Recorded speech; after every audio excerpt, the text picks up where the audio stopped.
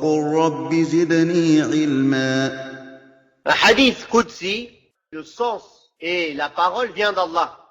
Sauf qu'il se différencie du Coran par quelques différences. Du fait qu'on ne le récite pas dans la salat, bien que c'est la parole d'Allah aussi.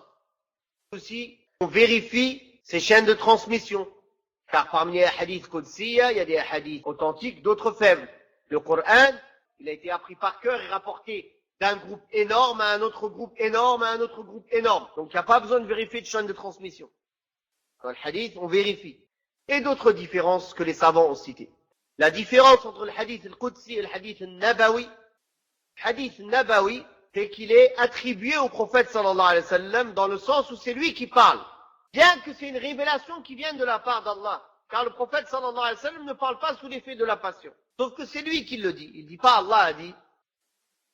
Ou bien, quand le prophète sallallahu alayhi wa sallam, car Allah ta'ala lui a ordonné, donc c'est sa mission et son devoir, d'expliquer et de détailler le Coran.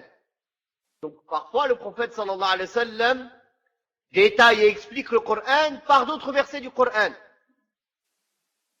Et si Allah subhanahu wa ta'ala ne le reprend pas sur cela, c'est une révélation aussi. C'est-à-dire qu'Allah là, il a approuvé, c'est une approbation de la part d'Allah subhanahu wa ta'ala de l'explication du prophète sallallahu alayhi wa sallam du Coran, ou bien même d'une chose qu'il a dite ou qu'il a encouragée ou interdite. Donc c'est aussi de la révélation de la part d'Allah subhanahu wa ta'ala. Car Allah, c'est lui qui a ordonné au prophète sallallahu alayhi wa sallam d'expliquer le Coran et de transmettre aux gens. Donc, ce que le prophète sallallahu alayhi wa sallam dit au final, c'est une révélation. Sauf qu'il est attribué au prophète sallallahu alayhi wa sallam car c'est lui qui le dit. Ou bien directement et Allah l'approuve, ou bien une révélation qui lui vient de la part d'Allah et il répète. Dans les deux cas, c'est une révélation. Sauf bien sûr, dans les choses ne concernant pas des ordres religieux. Il n'y a pas un ordre dedans, ni une interdiction. C'est un avis du prophète sallallahu alayhi wa sallam. Est-ce qu'on passe par ce chemin ou par ce chemin? Par exemple, la bataille des tranchées. Pourquoi il avait dit une chose et Salman al-Farisi lui a proposé les tranchées?